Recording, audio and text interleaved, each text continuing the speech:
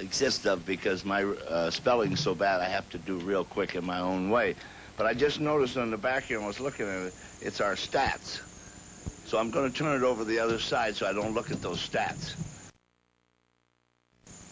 The first thing I want to do is thank John McHale, because I don't think people realize that when someone allows you, when you're leaving, to take the time to thank the people that you have been with, there's not too many people that will ever do that. And I thank John so much for today and for this.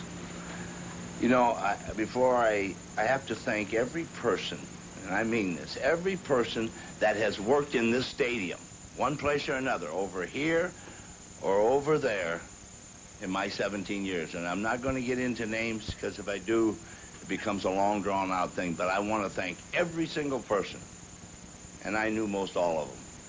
That's the way I had to do. I had to go from floor to floor and tell the girls how pretty they were and what was going on. That's the fun I had every day of doing that. Then I have to thank the players. I don't care which ones they were. In 17 years, I had so many different ones, but I had a lot of fun with a lot of them and a lot of sorrow with a lot of them. And the hardest thing was always in spring training, sending them out. But in 26 years, nobody has ever sent a player off of a club I managed but me, and I never would have ever had it any other way, because that's something a player deserves to hear from you, even though he doesn't like it. He deserves to hear it from you.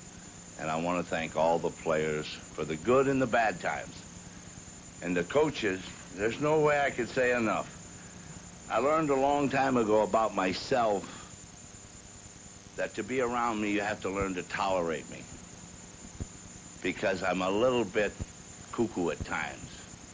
One day it's in concrete and the next day it's in sand. You know, you change from day to day, and I'm one of those people that I don't believe that you should stay in the same mode over 24 hours, because if you do, your personality is going to get very stale.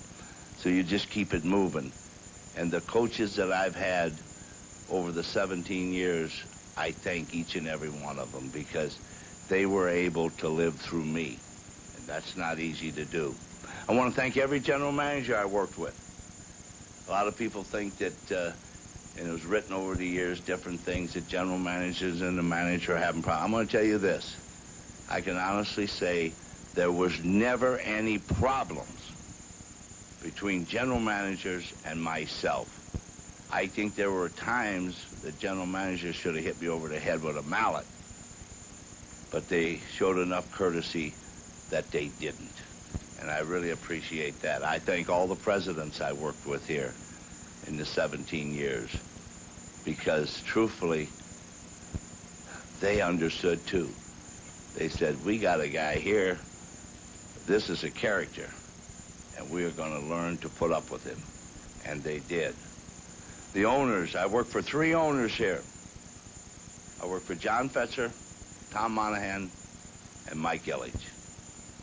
And I thank all 3 for the courtesy which they showed me.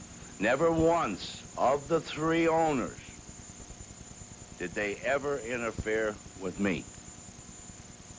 Now, I don't believe there's ever been a manager in the history of the game that has ever worked in a place over 10 years, and no owner, if you pick up the papers every day and see all the things that are happening throughout baseball with all the clubs, I don't know any other club, and I certainly don't know of any manager that never was bothered by an owner. And I never once was ever bothered or confronted by an owner. And I thank all 3 of them for that. The media,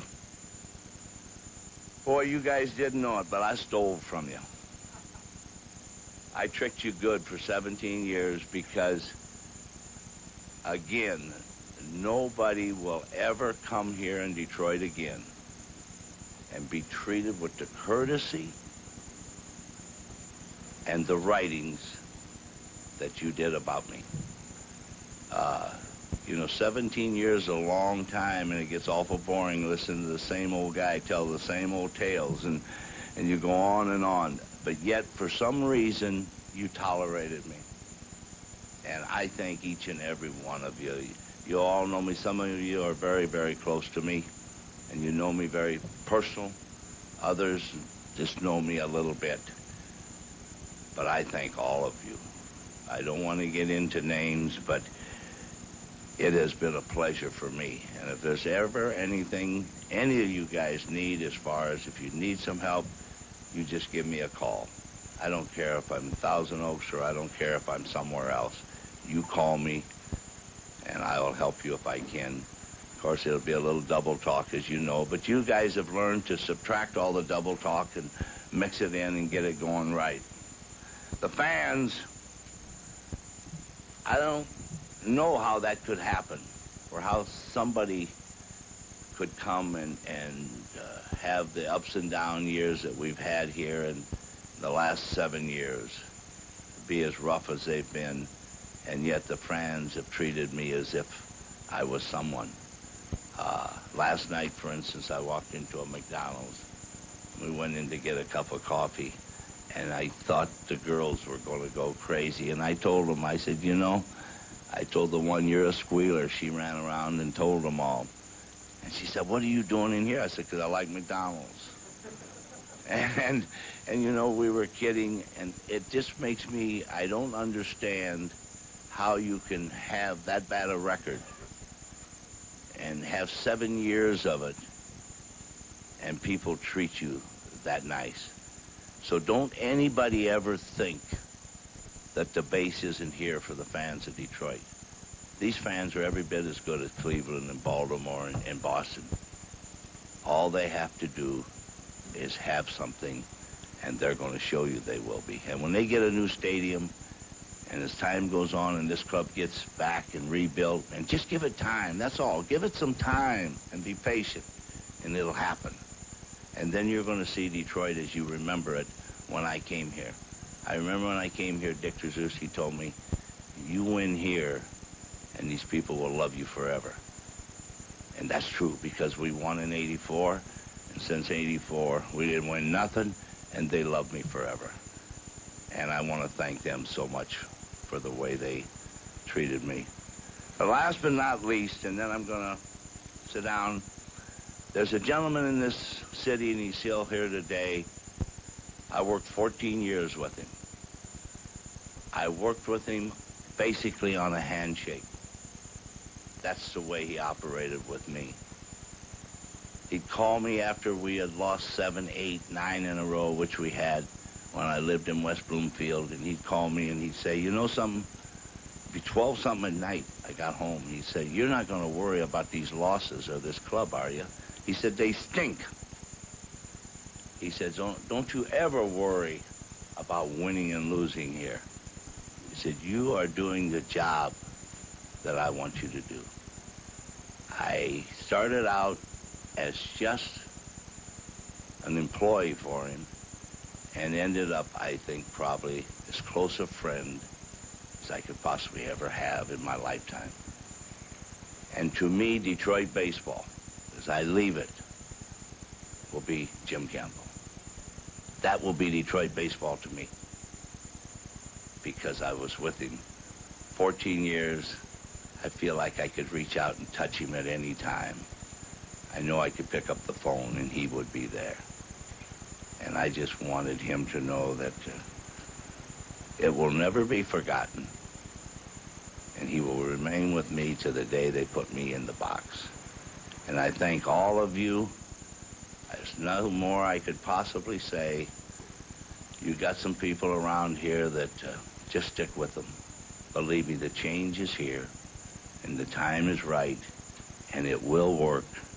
But give it time. Don't be hoping for miracles overnight. Miracles do not happen overnight, but they do happen with hard work. Thank you so much.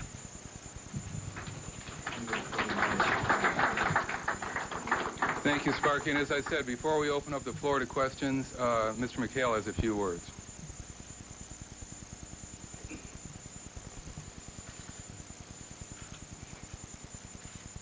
He's a man from California.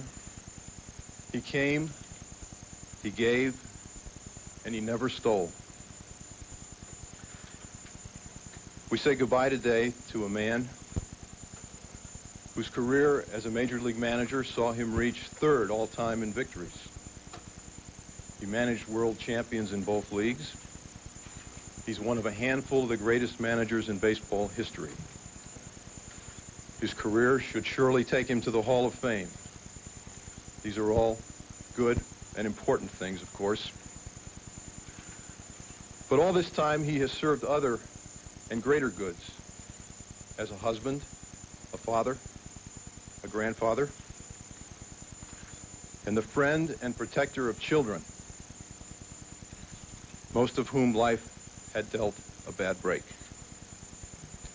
There is no retirement from these more important roles, of course.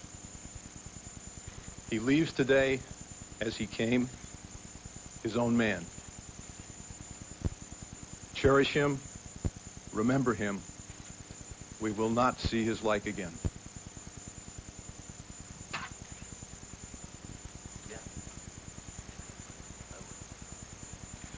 All right, we're going to bring Sparky back now for questions and answers. Also, if you have any questions of Mr. McHale, he's available also.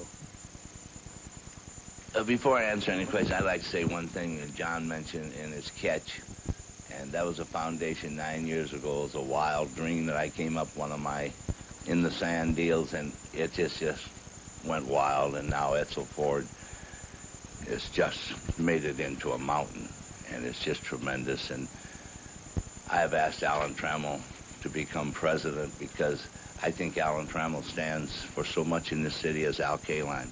They're people that stand for things in this city.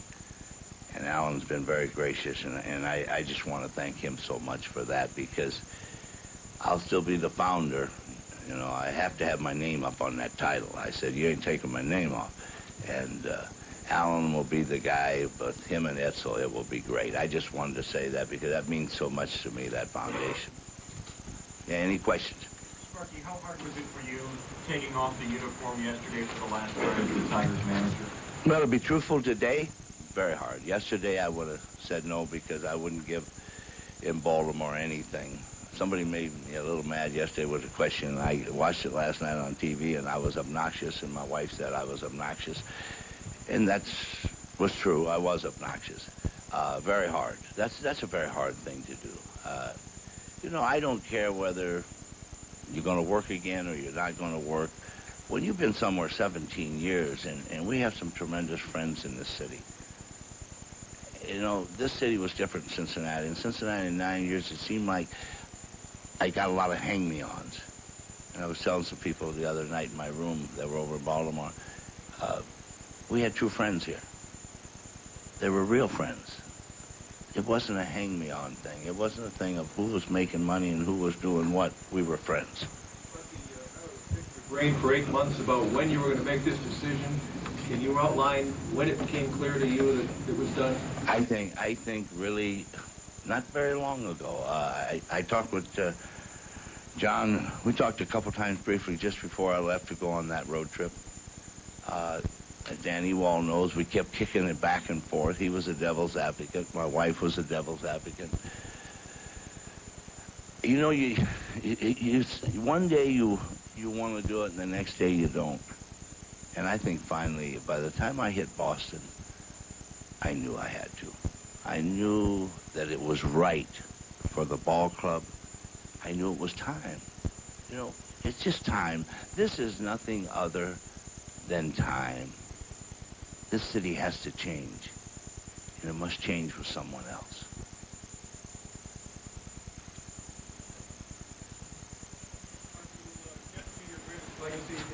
Yes, yeah. Catch will be the closest thing ever to me because, as John said, it's something that you did for free.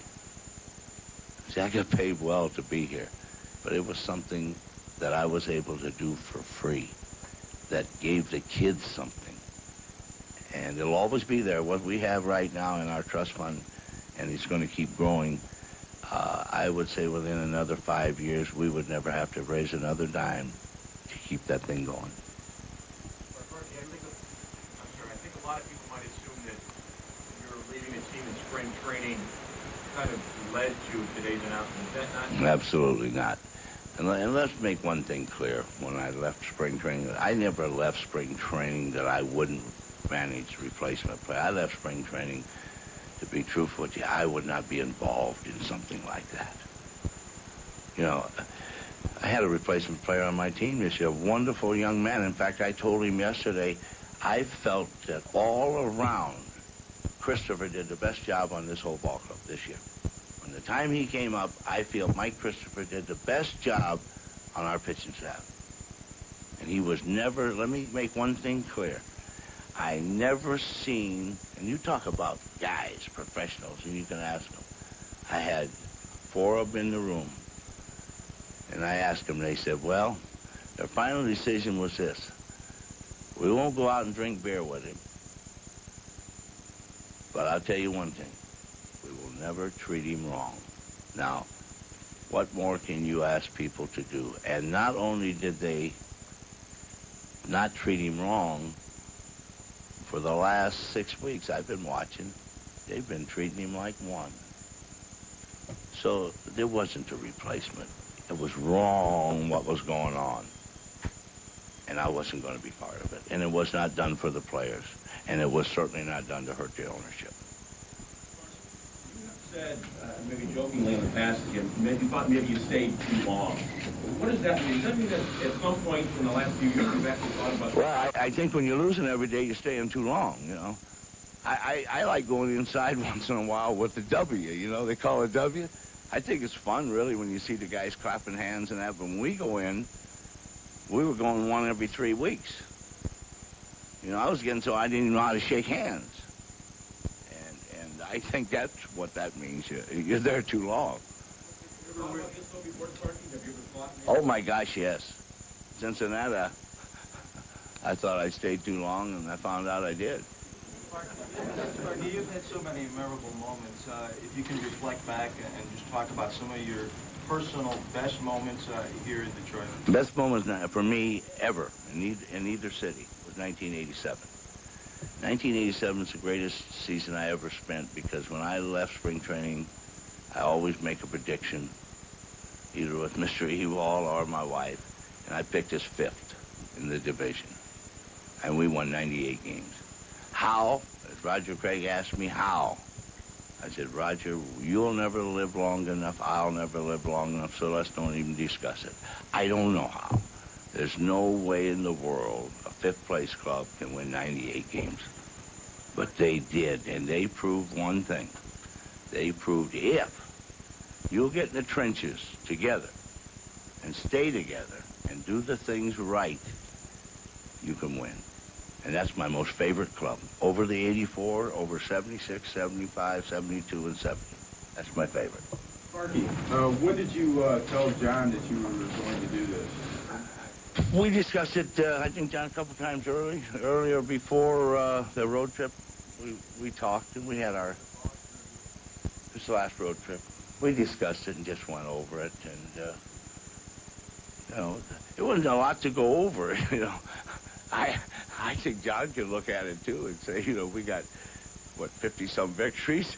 I don't think he could jump through the ceiling and want to do it. He knew when I was talking to him that I was right when I said it's time. All it is a case of time, and it'll happen to all of you. Whatever business you're in, it will happen to you. Do you expect to be in a uniform next season? Do I expect to be in? I have no idea. I know this, and anybody that thinks that they can just pick up the phone and go to work is crazy. I don't believe that I'm God. I'm close, but I don't believe I am him.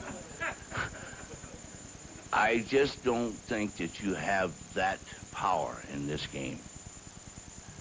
If I do not go to work, I will never come out of retirement. In other words, if spring training starts and I'm not working, I will be done forever. I will not come back. I'm not one of those that's going to come back out of retirement at 62 years old. Sparky, your reverence for both Schembechler and John McHale is obvious, but in addressing Jim Campbell, would you say it is accurate that when he left, a piece of you left too, and the groundwork for your departing was actually late then? No, I don't think so. No, I don't think so. I think my respect for Jim will always be the same as it was then, but I don't think, because it's just like me leaving, I don't think the coaches should leave. I mean, to me, I don't think people just leave because you're friends. You know, people have to work, and they have families to feed. And I loved working here, and Jim Campbell left, and I didn't leave. And I tell you this, he's the closest friend I've ever had here. But I didn't leave when he left. So I just don't think that would be fair to anyone. Sparky, did John or anybody else within the organization try to encourage you to come back? I don't think it would ever be, you know, it shouldn't be that way. I think when you speak and say, it's time, I think you've answered everything. Just the word time as answered to that person you're talking to, that's everything. Sparky, you mentioned coaches. Do you recommend some of the coaches that were with you this year to stay on? Okay, let me say this. I want to make it real clear. I think John McHale has got enough common sense, and I think he's smart enough and intelligent enough that he will run this organization, because I've seen it, what's happened since he came here, and I think it's in good hands, and I think he'll run it right, and I don't think he will need my assistance, and I don't think he's going to come and ask me my assistance, because you know what? I'm not here no more, and he's going to have people here that he will talk to, but I don't think he needs my assistance. What kind of desire do you have to find a job with another team? I have no desires to do anything but wait 30 days, because when 30 days are up, then your mind is clear. I don't know about mine, but a normal mind is clear. And then you see what your options are. And then you decide. And somebody told me 2 days ago that there has to be one little extra option out here.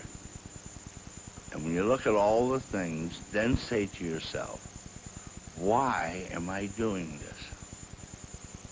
And if the why don't gel with why you're doing this, then don't do it.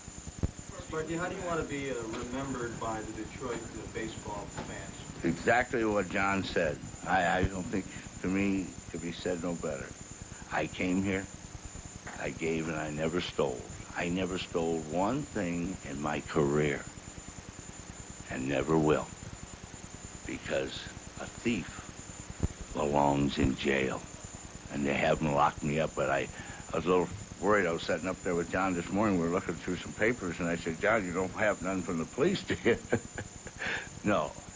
That to me is how I like to be remembered.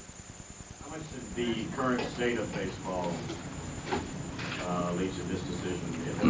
No, I think the state of baseball, listen to what I have to say, and I'm going to try to make it short. It's on its way booming back. Believe me, all this negative stuff you're reading in the papers, get it out of there. Go to Cleveland, go to Baltimore, go to Boston, you go to Seattle, where they used to draw 6,000, now they're drawing 51, 54. Watch today what they're going to have against the Angels. All it takes is a little enthusiasm to get it going. And this is going to be a great playoffs this year and a great World Series. And come next spring, baseball is going to be back climbing again. And I'll tell you what, I'll laugh at that football and basketball and hockey, because in 2 more years, we'll be back on the mountain again, and they'll be all second, third, and fourth. As always, he's bullish on baseball. Sparky Anderson, just as quotable as ever. You heard him thanking the media a while ago, saying that he had stolen from the media for years. Well, I don't think any of us are going to press any charges, because he certainly returned to the favor. 1995, though, is a year in which a lot of sand is falling out of the Tigers' hourglass. Not only Sparky Anderson not coming back next year, Kirk Gibson won't be here. From what we've been able to discern, no official announcements yet, but it doesn't look like Alan Trammell or Lou Whitaker will be here either. And aside from the people involved, 1995 will be the year in which we learned that there's not a lot of gas left in Tiger Stadium's tank either. So a watershed, a milestone year for Detroit baseball. We will and stop worrying about myself. And I think that's the thing, probably the last 12 years, I learned to give of myself and not worry about what I was doing. So Sparky Anderson I wish every young called manager it could quits. learn that. He is done with his Tiger career after 1,300 wins here in Detroit, starting back in 1979, way back on June 12th, when Jim Campbell, a man who he's expected to have lunch with later today, who we honored here earlier, hired him, Les Moss, maybe the only manager in history to be fired after just 53 games with a 500 record. But Sparky Anderson will certainly have a legacy that lives a long, long time in Detroit, no matter who gets the job, no matter who actually takes the general manager's position, Joe Klein or whomever. There's certainly some changes in the offing for the Tigers. And it began today with Sparky Anderson announcing that he is done. He will manage again somewhere. He'll wait about 30 days and move on, but kind of a surreal day here, and we'll have much more later on for you. A little weird thinking that Sparky Anderson is no longer the manager of the Detroit Tigers. We'll send it back, and we'll have, as I said, much more at noon, and of course in our news shows later on this afternoon. Let's go to Warren now. All right, Mark, and knowing Sparky as I do, he probably will continue to talk until the noon news because he was always great to members of the media for giving quotes. He was not a guy to run and hide from a question, was he? No, definitely not. I mean, he always told you what he thought, whether or not that thought was, like he said, in doublespeak. But usually you could filter out what was the truth, and usually in there somewhere Sparky would have the truth for you. That was never a question, Warren. That was never in question at all. All right, thanks a lot. And again, we'll have an update on Sparky leaving the Detroit Tigers after 17 years, all the things he did for the community as well, especially the Catch organization that will live long after he leaves here. That'll do it for now. We'll, of course, have more on the noon news. Stay tuned now. Carney is coming up as we continue with our regular Monday morning program here.